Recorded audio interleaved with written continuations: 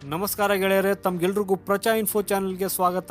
So ಗೆಳೆಯರೇ, ಭಾರತದ geological survey of India 9 February 2023ರಂದು ಒಂದು ರಿಪೋರ್ಟನ್ನು ಪಬ್ಲಿಷ್ ಮಾಡಿತ್ತು.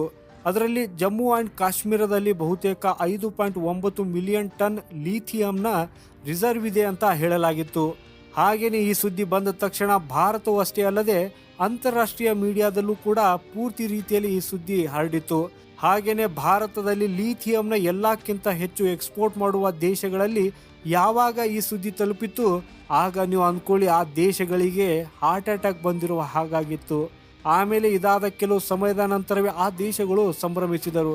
ಯಾಕಂದರೆ ಅವ್ರಿಗೆ ಏನು ಅನಿಸ್ತಾ ಇತ್ತು ಅಂತಂದರೆ, ಈ ಲಿಥಿಯಮನ್ನು ಹೊರತೆಗೆಯುವುದಕ್ಕಾಗಿ ಭಾರತದ ಹತ್ತಿರ ಲ್ಯಾಕ್ ಆಫ್ ಟೆಕ್ನಾಲಜಿ ಇದೆ ಅಂತ. ಅಂದರೆ ಈಗ ಭಾರತದ ಹತ್ತಿರ ಅದನ್ನು ಹೊರತೆಗೆಯುವುದಕ್ಕೆ ತಂತ್ರಜ್ಞಾನದ ಕೊರತೆ ಇದೆ. ಹಾಗೇನೆ ಅವರು ಏನು ಅನ್ಕೊಳ್ತಾ ಇದ್ರು ಅಂದರೆ, ಒಂದು ವೇಳೆ ಈ ಲಿಥಿಯಮನ್ನು ಹೊರತೆಗೆದರೂ ಸಹ ಇದಕ್ಕೆ 3 ರಿಂದ 4 ವರ್ಷ ಸಮಯ ಆಗಬಹುದು ಅಂತ. ಆದ್ದರಿಂದಲೇ ಗೆಳೆಯರೇ, ಇವತ್ತಿನ ಈ ರಿಪೋರ್ಟ್ ಅಂತಹ ದೇಶಗಳಿಗೆ ಬಹಳ ಅಸಮಾಧಾನಗೊಳಿಸಲಿದೆ. ಯಾಕಂದರೆ ಭಾರತದ ಜಮ್ಮು ಆ್ಯಂಡ್ ಕಾಶ್ಮೀರದಲ್ಲಿ ಇರುವಂಥ ಲಿಥಿಯಂ ಈಗ ಆದಷ್ಟು ಬೇಗ ಭಾರತದ ಫ್ಯಾಕ್ಟ್ರಿಯಲ್ಲಿ ತಲುಪಲಿದೆ.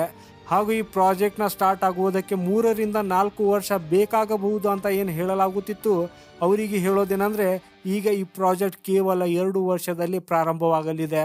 ಹಾಗಾದರೆ ಏನಿದು ಪೂರ್ತಿ ರಿಪೋರ್ಟ್? ಬನ್ನಿ ಗೆಳೆಯರೆ, ಇವತ್ತಿನ ಈ ವಿಡಿಯೋದಲ್ಲಿ ಇದರ ಬಗ್ಗೆನೇ ತಿಳಿದುಕೊಳ್ಳೋಣ. ಸೊ ನಮಗೆ ಸಪೋರ್ಟ್ ಮಾಡೋದಕ್ಕೆ ಕೇವಲ ನೀವು ಈ ವಿಡಿಯೋನ ಲೈಕ್ ಮಾಡಿ ಹಾಗೂ ಚಾನೆಲನ್ನು ಸಬ್ಸ್ಕ್ರೈಬ್ ಮಾಡಿ.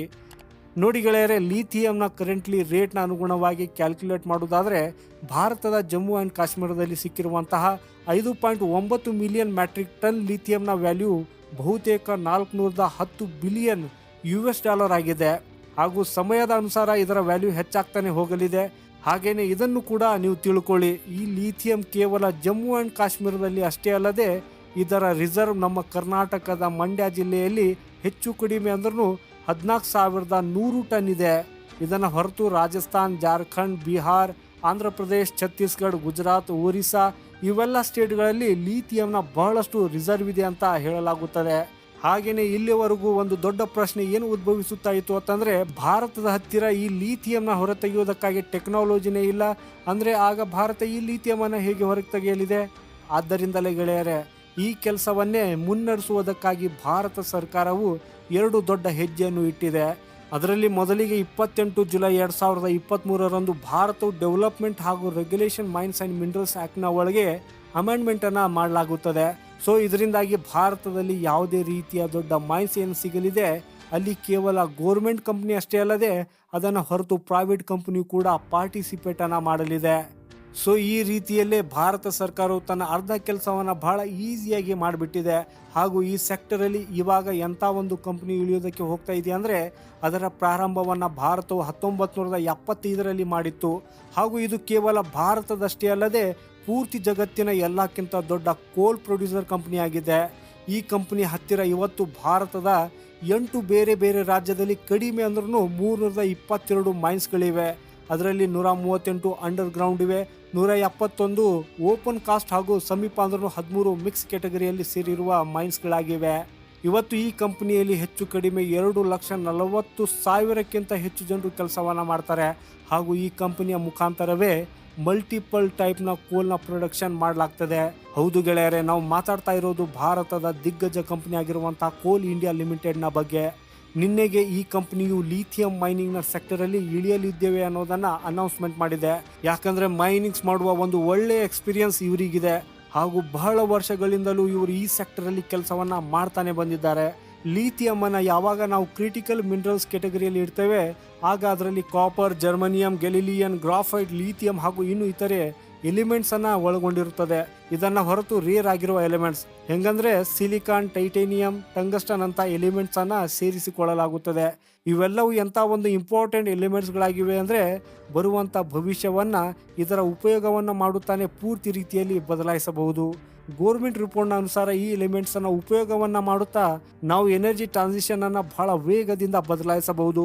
ಇದರಿಂದ ಡಿಫೆನ್ಸ್, ಸ್ಪೇಸ್, ಟೆಲಿಕಾಂ ಹಾಗೂ ಎಲೆಕ್ಟ್ರಾನಿಕ್ ಇಂಡಸ್ಟ್ರಿಯನ್ನು ಪೂರ್ಣ ಪ್ರಮಾಣದಲ್ಲಿ ಬದಲಾಯಿಸಬಹುದು.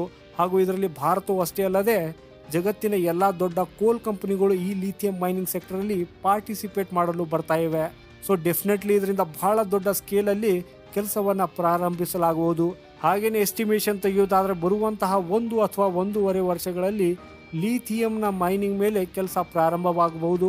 ಹಾಗೂ ಭಾರತಕ್ಕೆ ಸಿಕ್ಕಿರುವಂತಹ ಈ ರೀತಿಯ ಲಿಥಿಯಂ ಭಾರತದ ಫ್ಯಾಕ್ಟರಿಯ ಹತ್ತಿರನೂ ತಲುಪಬಹುದು. ಹಾಗೆಯೇ ನಿಮಗೆ ಇನ್ನೊಂದು ವಿಷಯ ಹೇಳೋದಾದರೆ, ಭಾರತದ ಬೇರೆ ನೀಡ್ಸನ್ನು ಪೂರೈಸುವುದಕ್ಕಾಗಿ ಭಾರತವು ಕಳೆದ ವರ್ಷ 25,000 ಕೋಟಿಯ ಲಿಥಿಯಮನ್ನು ಇಂಪೋರ್ಟ್ ಮಾಡಿಸಿದೆ. ಹಾಗೆಯೇ ಕೋಲ್ ಇಂಡಿಯಾ ಲಿಮಿಟೆಡ್ ಬಗ್ಗೆ ಹೇಳೋದಾದರೆ, ಇದು ಕೇವಲ ಭಾರತಕ್ಕೆ ಅಷ್ಟೇ ಅಲ್ಲದೆ ಇಂಟರ್ನ್ಯಾಷನಲ್ ಕೂಡ ಕೆಲಸ ಮಾಡ್ತದೆ. ರಿಸರ್ಚ್ ಮೂಲಕ ನಮಗೇನು ತಿಳಿದು ಬಂದಿದೆ ಅಂದರೆ, ಈ ಕಂಪ್ನಿ ಒಂದು ಫಾರಿನ್ ಸಬ್ಸಿಡಿ ಕಂಪ್ನಿ ಇರುವಂತಹ ಕೋಲ್ ಇಂಡಿಯಾ ಆಫ್ರಿಕನ್ ಲಿಮಿಟೆಡ್ CIAL ಅನ್ನೋ ಹೆಸರಿನ ಈ ಕಂಪನಿಯು ಮುಜಂಬಿಯ ಒಳಗಿದೆ. ಹಾಗೇನೆ ಇದು ಬಹಳ ದೊಡ್ಡ ವಿಷಯನೂ ಅಲ್ಲ, ಯಾಕಂದ್ರೆ recently ಭಾರತದೊಳಗಿನ company Khanija Bidesh India limited ಇದು ಬೇರೆ ಬೇರೆ ಕಂಪನಿಯ ಜೊತೆ ಜಾಯಿಂಟ್ ವೆಂಚರ್ ಅನ್ನು ಮಾಡಿದೆ. ರೀಸೆಂಟ್ಲಿ ಅರ್ಜೆಂಟೀನಾದಲ್ಲಿ ನಾವು ಇದರ 5 ಲಿಥಿಯಂ ಬ್ಲಾಕ್ಸ್ನ ಅಂಡರಲ್ಲಿ ಆಪರೇಷನ್ ಮಾಡುವ ಕಾಂಟ್ರಾಕ್ಟ್ ಸಿಕ್ಕಿದೆ. ಈಗಾಗಲೇ ನಾನು ಇದರ ಬಗ್ಗೆ ಡಿಟೇಲ್ ಆಗಿ ಅರ್ಜೆಂಟೀನಾ ಹಾಗೂ ಭಾರತದ ಈ ಡೀಲ್ನ ಬಗ್ಗೆ ಒಂದು ವಿಡಿಯೋನ ಮಾಡಿದ್ದೇನೆ. ಅದನ್ನು ನೀವು ನೋಡಬೇಕಂದ್ರೆ ಆ ಲಿಂಕನ್ನು ಡಿಸ್ಕ್ರಿಪ್ಷನ್ ಬಾಕ್ಸಲ್ಲಿ ಹಾಕಿರ್ತೀನಿ, ಅಲ್ಲಿ ಆ ಲಿಂಕ್ ಮೇಲೆ ಕ್ಲಿಕ್ ಮಾಡಿ ನೀವು ನೋಡಬಹುದು.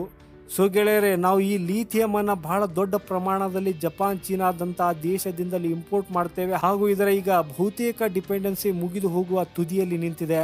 ಸೊ ಗೆಳೆಯರೆ, ಕೋಲ್ ಇಂಡಿಯಾದ ಬಗ್ಗೆ ನಿಮ್ಮ ಅಭಿಪ್ರಾಯ ಏನು ಅನ್ನೋದನ್ನು ಕಮೆಂಟ್ ಬಾಕ್ಸಲ್ಲಿ ಕಮೆಂಟ್ ಮಾಡೋದರ ಮೂಲಕ ನಮಗೆ ತಿಳಿಸಿ. ಹಾಗೆಯೇ ಈ ರೀತಿಯ ಇನ್ಫಾರ್ಮೇಟಿವ್ ಒಂದಿಗೆ ಮತ್ತೆ ಸಿಗೋಣ. ನಮಸ್ಕಾರ.